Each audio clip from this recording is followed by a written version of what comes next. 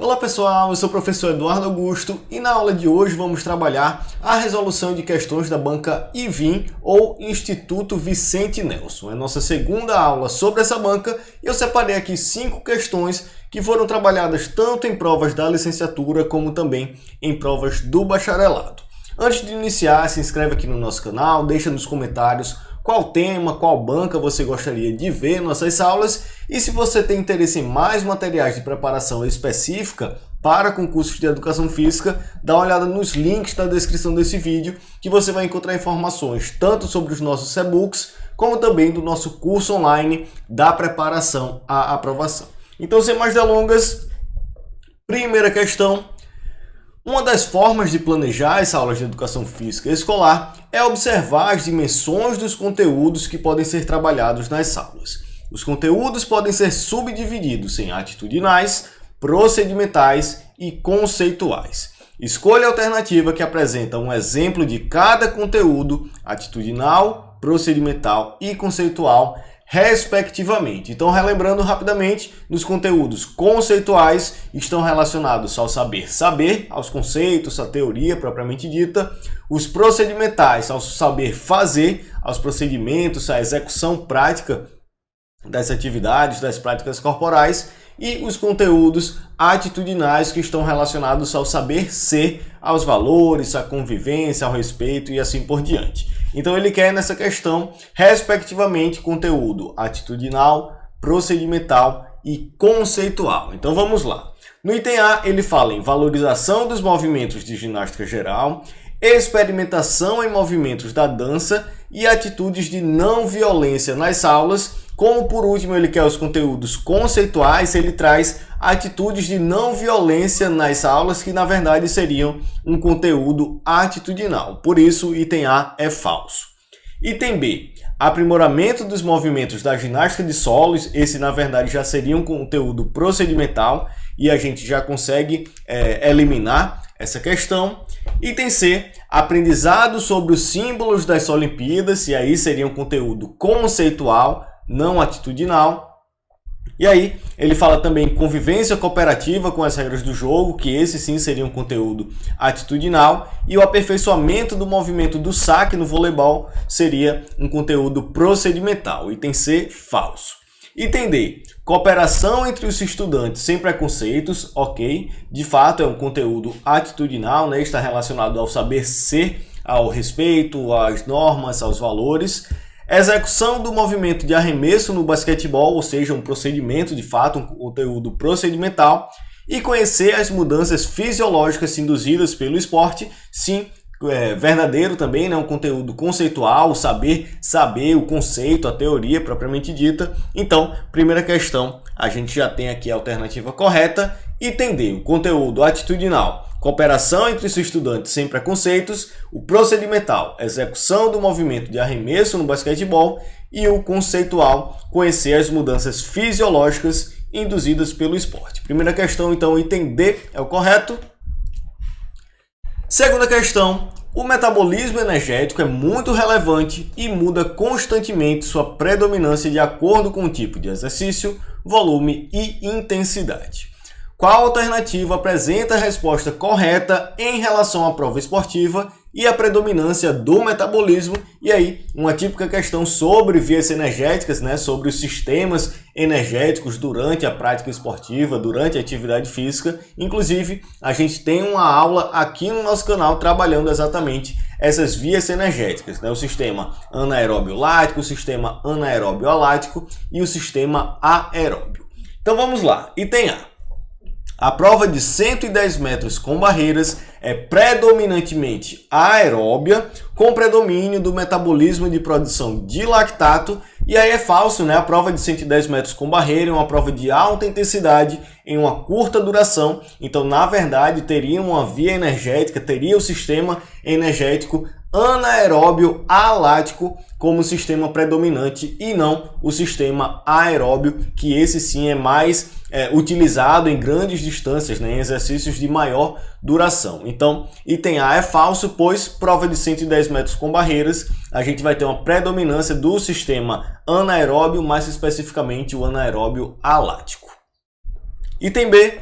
A prova de levantamento de peso olímpico é de alta intensidade e curta duração, logo, o metabolismo predominante é o oxidativo, sendo a mitocôndria a principal organela geradora de energia, e aí é o mesmo caso da alternativa A, né? Na verdade, o levantamento de peso, como tem uma alta intensidade e curta duração, a gente vai utilizar a via energética predominante, o sistema anaeróbio alático, né? Quando a gente tem o sistema oxidativo, onde a mitocôndria de fato vai ser a principal organela geradora de energia, a gente normalmente vai ter exercícios de uma maior duração. Então, item B, falso também. Item C, nas provas de atletismo de 100 metros rasos, recorde de 9 minutos e 58 segundos, na verdade são 9,58 segundos, né? Não é 9 minutos e 58 segundos, inclusive o recorde mundial aí do Usain Bolt. Pela curta duração do exercício e alta intensidade, o sistema energético predominante é o anaeróbio, com predomínio do metabolismo do sistema energético da fosfocreatina. E aí, perfeito, a gente só tem essa ressalva aqui, que a questão trouxe como o recorde dos 100 metros 9 minutos e 58, quando na verdade é 9,58 segundos. E aí, de fato, nessa prova dos 100 metros rasos, a gente tem como via energética, como sistema energético predominante, o sistema anaeróbio alático ou o sistema dos fosfagênios, ou também conhecido aí como sistema do ATP-CP ou da fosfocreatina. Então, item C verdadeiro, né? As provas de atletismo de 100 metros rasos, a gente vai ter de fato uma predominância do sistema anaeróbio alático. Item D, a prova de 15 km do ski cross country é de longa duração e intensidade moderada e o sistema energético predominante anaeróbio com utilização do sistema de fosfocreatina. Na verdade, a prova de 15 km do ski cross country vai ter como predominância o sistema aeróbio. E item E, na maratona aquática de 10 km, pela duração do exercício e intensidade da prova, o predomínio do sistema será anaeróbio glicolítico. E aí, falso também, na maratona aquática de 10 km, a gente vai ter como via predominante o sistema aeróbio também. Então, de fato, segunda questão, alternativa C, é a correta, que traz que a prova do atletismo de 100 metros rasos tem como predominância a via anaeróbia alática ou sistema dos fosfagênios, sistema ATP-CP ou da fosfocreatina. Segunda questão, item C é o correto. Terceira questão, na BNCC, a unidade temática esportes reúne tanto as manifestações mais formais dessa prática quanto as derivadas.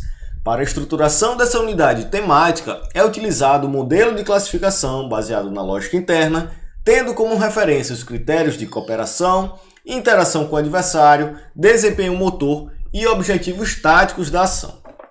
Esse modelo possibilita a distribuição das modalidades esportivas em categorias. Assim, são apresentadas 7 categorias de esportes.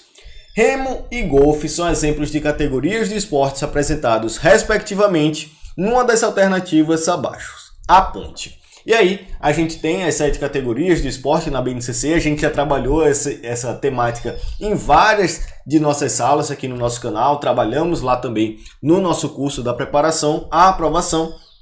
E aí, relembrando rapidamente, o remo vai ter como principal característica ter o seu resultado trabalhado, né, disposto em tempo, né? Então, quem consegue percorrer aquele determinado percurso em o menor tempo possível, então por isso é considerado um esporte de marca.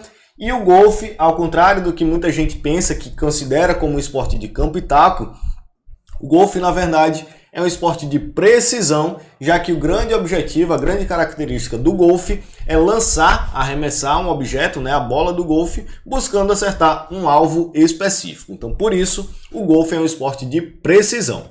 Nesse caso, remo, marca e golfe precisão, nós temos a alternativa D, a correta dessa terceira questão. Quarta questão, existem diferentes tipos de exercícios que podem ser realizados na sala de musculação de acordo com a ação muscular e função de cada agrupamento muscular. Assinale a alternativa que apresenta o exercício e sua ativação eletromiográfica corretamente. Então vamos lá. Item A. O movimento de flexão do cotovelo na rosca martelo alternada ativa principalmente o deltoide posterior, músculos paravertebrais, e bíceps, e aí na verdade é falso, né? Quando a gente tem um movimento de flexão do cotovelo, a gente vai ter como motores primários os músculos que realizam de fato essa flexão de cotovelo, que são o braquial, bíceps braquial e o bráquio radial. Então o item A é falso por conta disso. Item B, o movimento clássico da puxada pela frente ativa predominantemente grande dorsal, bíceps e musculatura de gastrocnêmios, e aí é falso, né? De fato, na puxada pela frente a gente vai ter uma ativação de grande dorsal e bíceps, porém, gastrocnêmios são músculos da panturrilha e não são de fato ativados no movimento de puxada pela frente, né? Então, por isso, item B é falso. Item C, os exercícios de supino reto ativam principalmente peitoral maior, deltoides, tríceps, abdômen e musculatura posterior da coxa, e aí falso, né? Não faz sentido no exercício do supino a gente ter uma ativação da musculatura posterior da coxa. Item D, os exercícios de abdominais curtos ativam a musculatura supra e infra do abdômen e também ativam bastante o manguito rotador, sendo um exercício específico para este grupamento muscular em reabilitação. O manguito rotador, na verdade, é um grupo de músculos presentes no nosso ombro que vão dar essa estabilidade para o nosso ombro, né? Inclusive, a gente já tem um vídeo aqui no nosso canal trabalhando exatamente quais são esses músculos e as suas funções no manguito rotador. Então, não faz sentido também no exercício de abdominal a gente ter uma grande ativação do manguito rotador, sendo inclusive um exercício específico para a reabilitação desse grupamento muscular. Então, o item D também é falso. Item E, os exercícios de agachamento com a barra ativam reto femoral, vasto lateral, glúteo máximo e bíceps femoral. E aí, verdadeiro, né? No agachamento a gente vai ter um movimento de extensão do joelho e de extensão do quadril. E aí, por isso, de fato, a gente vai ter ativação do reto femoral, do vasto lateral, glúteo máximo e bíceps femoral de verdade. Quarta questão, então, item E é o correto. E quinta questão, um dos temas mais atuais na educação física escolar é a avaliação, principalmente em relação aos conteúdos trabalhados ao longo do ano letivo. Portanto, existem três tipos de avaliação: somativa, formativa e diagnóstica. Qual alternativa apresenta as particularidades da avaliação formativa? Então vamos lá. No item A, avalia o conteúdo de forma objetiva e realizada ao final do processo. E aí é falso, né? Quando a gente fala de uma avaliação mais objetiva e realizada ao final do processo, a gente vai estar falando da avaliação somativa. Item B, a avaliação é contínua, subjetiva e processual em todas as aulas. E aí, verdadeiro, de fato, na avaliação formativa, a gente vai ter um tipo de avaliação que ocorre durante todo o processo, né? Então, por isso que é uma avaliação contínua, que vai ocorrer de forma processual em todas as aulas e de uma forma mais subjetiva, sem necessariamente aplicar um teste, aplicar uma prova de forma mais específica. Então, item B já é o correto, já é o que está relacionado à avaliação formativa. Item C, realizada no início do processo e para reconhecimento dos conteúdos aprendidos nos anos anteriores. E aí, na verdade, a gente vai ter a avaliação diagnóstica, que é de fato essa avaliação realizada no início do processo para identificar o nível da turma, quais são os conhecimentos que a turma já adquiriu, né? E com isso planejar, ter de fato um planejamento para o ano letivo, né? Então, por isso é uma avaliação diagnóstica. Item D, somente prática, testes motores, estatística inferencial. Aí a gente tem um método de avaliação mais tradicional, né, mais focado nos testes, na prática propriamente dita, que não é o caso da avaliação formativa. E item E, predominantemente teórica, objetiva e quantitativa. Normalmente a gente vai ter essas características mais realizadas, mais relacionadas à avaliação somativa, que é realizada no fim do processo, né? Normalmente aplicada a uma prova para identificar, para trabalhar ali um conceito específico, uma nota realizada ao fim de todo o processo. Então, de fato, pelo que a gente conversou aqui, as particularidades da avaliação formativa estão presentes no item B. A avaliação é contínua, subjetiva e processual em todas as aulas. Então, quinta questão, item B é o correto.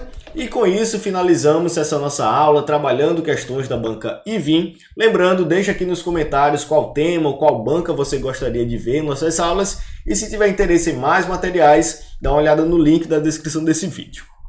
Qualquer dúvida, fico à disposição aqui no YouTube, no nosso Instagram, @concurso-cdfísica, ou também pelo nosso e-mail, contato@concurso-cdfísica.com. Então é isso, muito obrigado e até a próxima.